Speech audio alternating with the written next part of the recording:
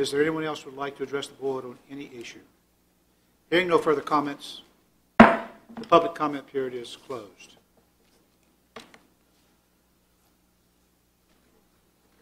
The board has addressed item 5 and item 6 under unfinished business. Under new business, the first reading of proposed amendments to Chapter 50 of the Code of Caroline County concerning fireworks.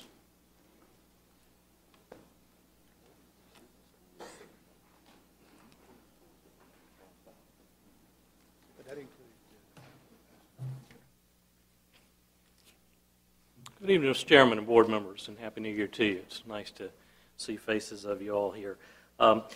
Before you tonight is consideration of first reading for an amendment to Chapter 50, which deals with fireworks. At the December meeting, the board adopted an emergency ordinance that prohibited the discharge of fireworks in rural preservation zoning districts until February the 1st. And under the directions, staff was asked to develop some changes that would allow for displays while protecting the rights of landowners. The draft that you presented with, I'll kind of summarize that. If you look at Section 50-3, Section C, it addresses specific areas of the county in which permits would be granted. First, the property would be required to be in a planned recreation or entertainment district, or the property would have to have an approved festival permit, or lastly, the property owner would have to have the written permission from the adjoining property owners. That is the substance change between this particular ordinance and the previous one. Obviously, all requests would require a permit and be subject to the safety conditions and guidelines that we have in place and associated with this. Be glad to certainly answer any questions concerning this draft or make any changes as you see fit as we move forward. Mr. Gardner, how many permits of these do you get per year? We get maybe a half a dozen, some years a few more, very small number. And I read through this over the weekend, and I didn't see anywhere where there was a time involved in these fireworks. And if I get the permit, I'm just asking you here, if I get the permit from you guys, can I set them off at 3 a.m.? Is there something permitting me from, when I can? Because I don't see a time limit in here as far as ending at, 11 p.m. or... No. Our application process follows the standard noise guidelines for the county, in which we do not allow a display at an abnormal time, such as in the middle of the night. So that's covered under the noise ordinance? That, my understanding is the noise ordinance specifies certain levels of noise during certain periods of time, but I don't have an exact copy of that, but when we grant an application, that's a consideration in which time is specified and it's within a reasonable period. Okay, thank you. Most fireworks displays tend to happen as soon as nightfall arrives, right. Because most people are anxious to see. Well, I was just kind of curious because I didn't see that's because I was kind of curious because I don't see the time in here. Now I know, like for a state fair or something like that, they would definitely be before getting at dusk and so forth. But I didn't see a specific time where there was any sort of specified time in here. That's why I was just kind of curious about that. Thank you. Mm-hmm. Mr. Taylor? Yes. We're talking about an approved permit. What zone are these type of fireworks usually permitted? What's the zoning where they are normally permitted? The existing ordinance prior to the emergency change did not specify a specific area.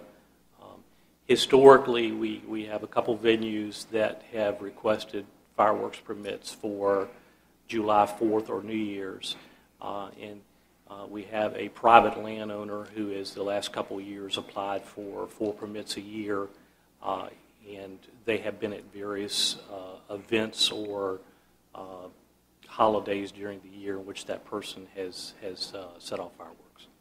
But you don't know the zoning of the area where the requests have been made? Some of the areas are rural preservation.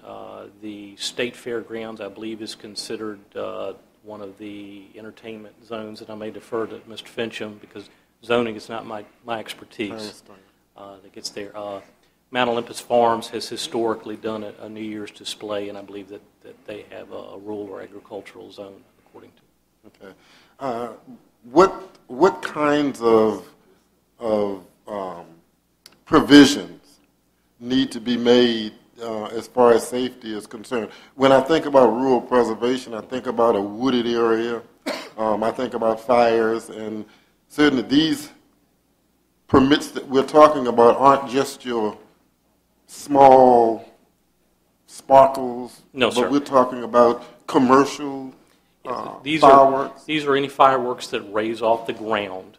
This ordinance does not affect the ones you would buy at Walmart and set off on your front lawn with the sparks that come out.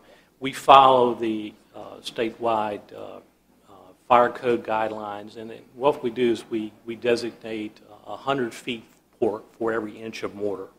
So, for example, if it's a 3-inch mortar, we require a minimum of a 300-foot setback according with that.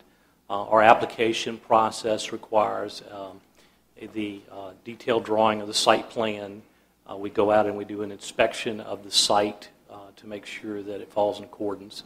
On many occasions, we have, such as the State Fairgrounds, we've had a fire unit stand by when we feel there's a significant risk for the public. We just feel better doing that with that. And the person that does the shooting is required to have a specific certification under state law now, in which they have attained a certification through the State Fire Marshal's office as a pyrotechnic person that's allowed to shoot off. Okay. And I know that in festival areas, like the State Fair and so forth, you have, I guess, fire engines on site to make certain that if a fire should occur, that there would be the proper utilities there to take care of that. You're going to have that same kind of situation when this permit is requested in a rural preservation area? Our application process now does not directly specify that we will have a fire unit on site during the event. It's a bit of a judgment call in which we look at the size of the event and the size of the fireworks and make a determination whether we have a presence there or not. And to be honest, that's what concerns me, because once the fire starts, it's a little late then to address that issue. Yes, sir. And the permit, what's the cost involved in this permit? Currently, there is no cost for the permit. Oh my Lord. Okay. That's all. Mr. Underwood? I guess my concern here is, as Mr. Taylor discussed, really not only the possibility of fire, but also, from my understanding, if the fireworks occur, my horse gets out of the barn and runs out in the middle of the street and there's an accident, the homeowner is liable for causing that accident or not controlling that animal. That concerns me a great deal, not only here, but also with State Fair, because I have a citizen who has several different animals that are easily spooked. She has a llama and some other animals on her property. And I think we're going to have to go back and look and begin to talk about the responsibilities that fall upon those homeowners should something happen as a result of those fireworks. I'm not sure how we can do it, but it concerns me that it infringes upon the rights of the neighbor. And I think we're going to have to take a look at that to make sure that we take those into consideration. And I'm not comfortable with this document at this time. Just a comment, Mr. Chairman. Mr. Seeley? I will say that I am not comfortable with the rights of the folks if you say they can't have them, because rural preservation in the state definition is a broad category. And it was made broad specifically so that folks could do with their property that they want. And I've seen this boards before me sitting in the audience with dogs, with people shooting too often, with other noise events. And when you start to say that they have to get a festival permit or the permission of their neighbors, I think we're walking on a very fine line of being able to control this locally. I don't know that I'm real comfortable with what this says currently either, and I think we need to take a little more time. And I'd like to see what the old ordinance said, but I do agree there should be a fee for a permit. Because even if somebody has a festival permit, if neighbors decide they don't like it, and it's one of these clauses, can they say in your ordinance that clause says if the neighbors don't agree? I don't know where we stand with that, and that leaves, I think, a lot to interpretation that I think we need to have looked at closely. Thank you, Mr. Chairman. Mr. Thomas? Thank you, Mr. Chairman. Mr. Garnett, could I ask you a couple of questions first? Yes. Under the old process, Yes, sir. and I was kind of familiar with this because I had a constituent who wanted to do this on a regular basis, they were required to provide an insurance certificate. Yes, sir. We still require that. Yes, sir. The amount has been adjusted in this proposed ordinance to meet the state requirement. Our previous ordinance had not been updated to that dollar amount. So in Mr. Taylor's example, I'm gonna set some fireworks off in my backyard. The trees behind me catch on fire. Yes. Since they belong to me, it's no big deal. But I'm then responsible for the fire and rescue response. The state fire code and this draft ordinance reflects $500,000. Okay. So I would have to get an insurance waiver at first. Yes. To make sure I could cover that, and then if I can cover that, That's part of the application as part of the process. application, you're going to bill that particular fireworks person or shooter offer, whatever you call it, you're going to bill them your time for fire and rescue? It's my understanding that we could make a claim against that policy for damages or charges, and to what extent that we could do that would be one of those things. Obviously, I'd have to consult with the county attorney, but it's my understanding that we could seek restitution from that, as well as affected property owners that were adjacent to or affected by damages or fire from that fireworks. Right, because that was the next question. If I set the woods off that belong to my neighbor, they're going to sue me, and then my insurance should take care of that. We wouldn't be involved as far as the county. That's just a management between my insurance company and my neighbor, right? That is my understanding. Okay. With respect to the approval, it said approval of adjacent homeowners. Again, hypothetically, I have 5 neighbors. Yes, sir. 4 of them love me. One of them I've never seen before because they live somewhere else. They just own property. So I've got approval from 4 out of the 5. Yes, sir. Can I do fireworks? If this was adopted as is, no, sir. So there are quite a few cases in the county where there are absentee landowners and things, and we don't have a majority of the homeowners or a super majority, like 2/3. We have an absolute. The way this is written, it's absolute. Okay. Well, I'd want to look at the absolute part of it. And then the last thing is there's no real differentiation here between me buying fireworks from the corner stand at the 4th of July and shooting them off and somebody who's an actual professional. The application process and the provisions which give the county the authority read that they are in compliance with the statewide fire code, and the statewide fire code requires that shooter, that professional shooter, hold the credentials from their office.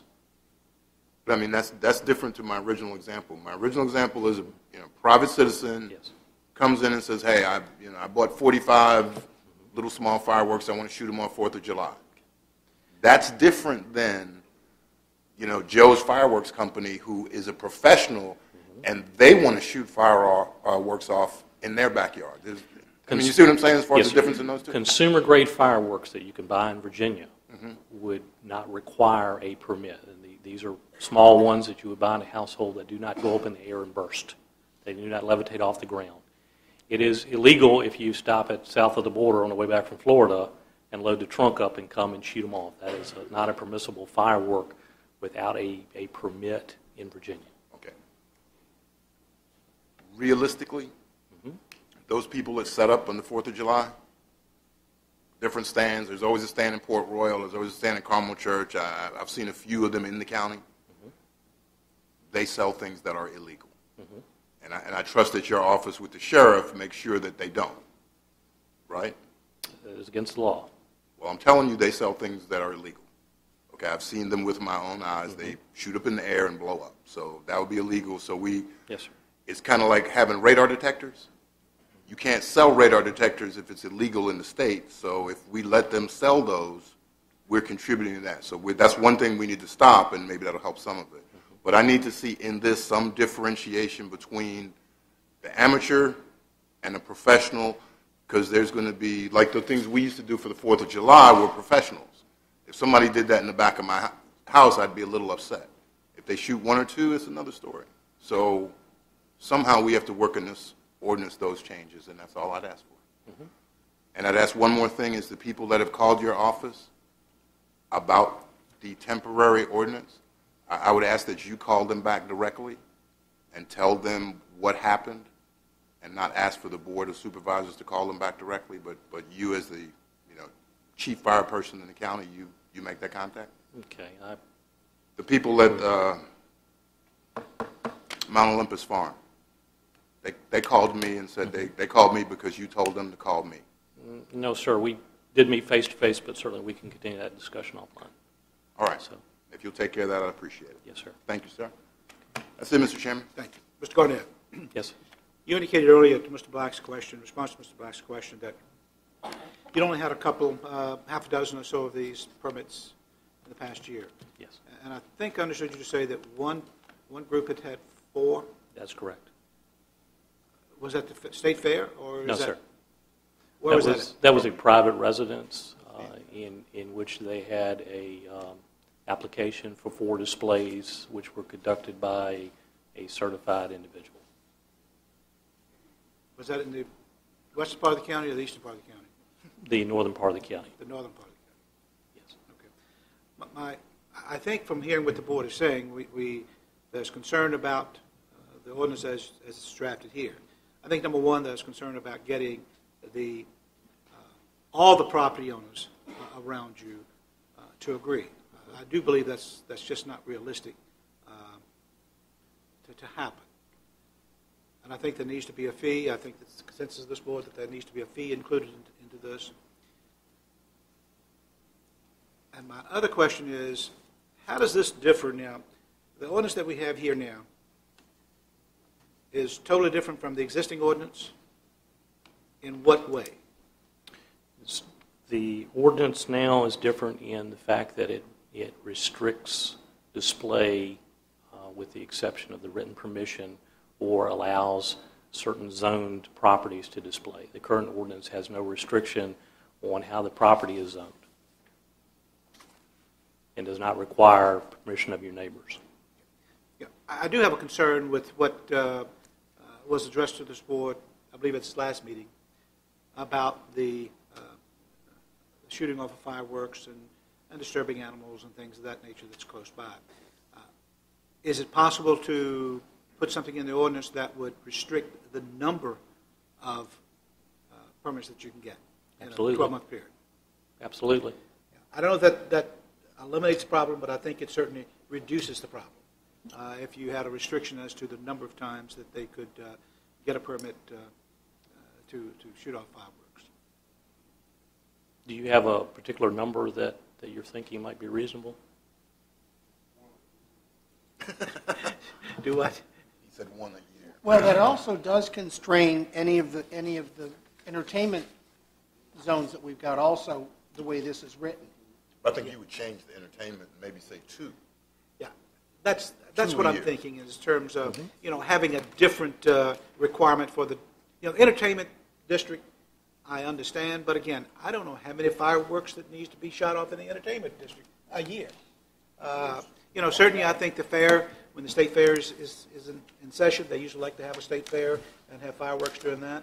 I don't know if they have a New Year's Eve fireworks display at this point. I just think we need to probably look at those things and come up with something that's going to be feasible for the property owners as well as the people that want to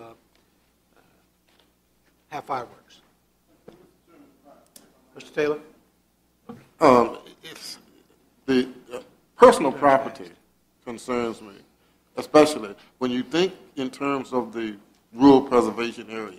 And I know that rural preservation is sort of broad, and there are a number of things that we allow under that zone. But we have to really keep in mind here that animals, personal property, and to be honest, it's the magnitude of the commercial fireworks that concern me. If we were talking about small sparkles and that kind of thing, that's okay. But if it has to be handled by a professional, then that says to me that we're talking about a massive explosion, and that concerns me. The potential for fire concerns me. I definitely don't think we need to stop them in festival zoned areas and those kinds of things. I mean, that's kind of where you do that kind of thing. But in the middle of forest on a farm with lots of trees and lots of dry pine tags, I just think that we need to find a way to protect ourselves. Because I'm afraid that at some point, I don't know if the county would be liable. I know that there are insurances and different things, and I'm not familiar with all the legalities, but I wouldn't want to see us put in a position where 200 or 300 people get hurt, and the county faces some type of liability because of that. That's all I have. Thank you. All right, I think you have the direction from the board as Mr. to Chairman? what the board is. Could I ask one or two more questions? Go ahead. I got a question. Do we, for example, if we're in a big drought situation, does the county, do we ban that? I mean, do we issue something that do we stop issuing permits during that time? We have, and historically we have enacted emergency ordinances prohibited open and burning when we experience drought, which would be not only So it would be fireworks, yeah, it would be not only fireworks, but other burning. Yes, sir. And you may not know the answer to this, but the noise, as far as noise of fireworks compared to, say, a major thunderstorm, have we ever, is there an official decimal reading on that? Let's say, I know because some homeowners are concerned, or some farmers are concerned, for example, the noise scares the horses and so forth, but I mean, what is the noise that comes out during a major thunderstorm, for example? I don't have that information. Okay. So.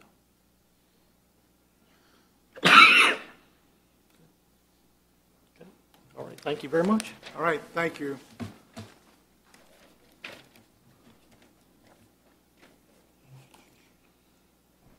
County Administrator's Report, Mr. Pardon.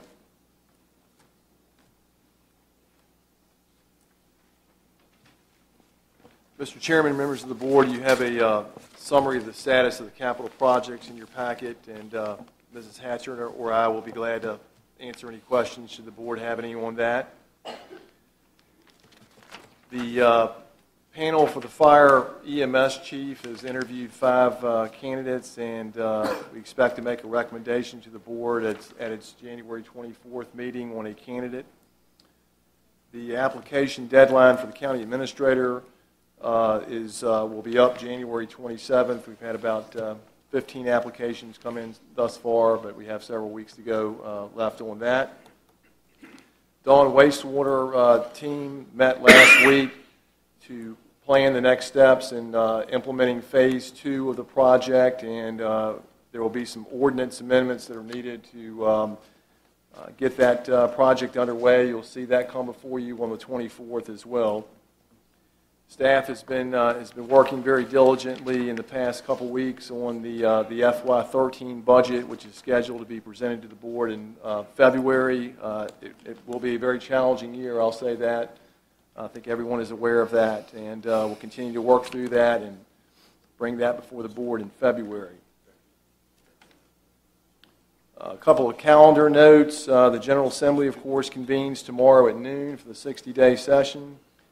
County offices, it seems like I'm saying this every time I give this report, but county offices will be closed this Friday for Lee Jackson Day and also on Monday for Martin Luther King's birthday. A reminder from the Commissioner of the Revenue, personal property tax returns must be filled out and turned back into the Commissioner by February 1st to avoid a penalty. And finally, we're scheduling VACO VML Legislative Day. Would like to know which board members are interested in that. That is February the 9th at noon at the Richmond Marriott. So if you could let us know whether you plan to attend, we'd appreciate that. Concludes my report, Mr. Chairman. All right. Has any board member thought in terms of the VACO VML Legislative Day as to whether you want to attend or not? It's kind of early. Put me down because I'll be at VACO. I'll have a board of directors meeting that day, so I'll be there. So, all right. I don't see any other head shaking in the affirmative, so I suppose not. All right. Closing board comments. Mr. Black? None at this time. Mr. Taylor? I don't have any. Mr. Underwood? Just a few, Mr. Chairman, just a couple. Yes, sir. I sit here and listen to the comments regarding the K-5 project in Bowling Green, and it affects the children of Reedy Church quite a bit. And I don't want anyone to take for granted or to assume that we take our positions or our responsibilities lightly. I've heard from a number of taxpayers who are concerned that we're going to raise their taxes, and we're going to have to find a way to fund whatever decisions that are made by this board. So I want it made clear that we don't take any of those decisions lightly. And I just want to put that on the record. Thank you. Okay. Mr. Seeley? I have none, Mr. Chairman. Mr. Thomas? I do have one, Mr. Chairman. I neglected to mention that I do have, or did as the chair last week, receive a letter from the Caroline Library. Mrs. Kay Brooks, the library director, thanked the board for its support of their Friends of the Library program and the donations we made. So I'll pass that on to you and Mr. Parton. Okay. And that was all I had, sir. Thank you.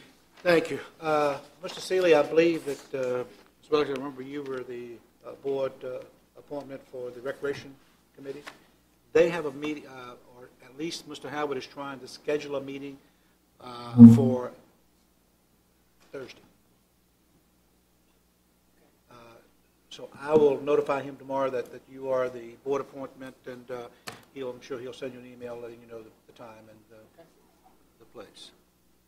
All right, and I have no comments at this point. Again, I would like to reiterate what Mr. Underwood has said.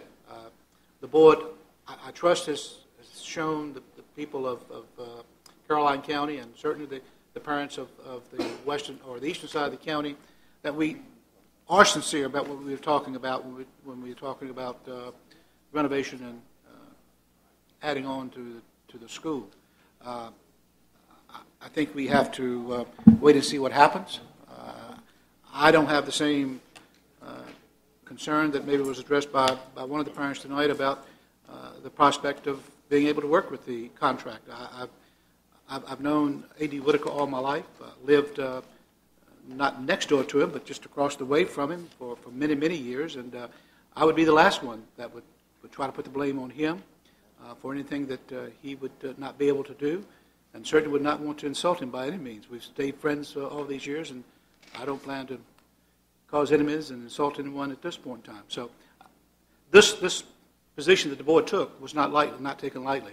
We took it with the understanding that we were going to try to work with the contractor and with the school board and trying to come up with a building that's going to be the best that we can build at this point for Ms. Satterwhite and all the other young students that are going to the school. So again, please understand, we may disagree sometimes on how we get to the final but I do believe we're all trying to get to the same point with the school as well as other projects when it deals with the schools. All right, is there a motion to go into close? All right, so we don't need to close meeting? Okay. All right. Then having no further business, is there a motion to adjourn? Second? Second? Motion made by Mr. Thomas, seconded by Mr. Seeley. All in favor, aye? Aye. Board is adjourned.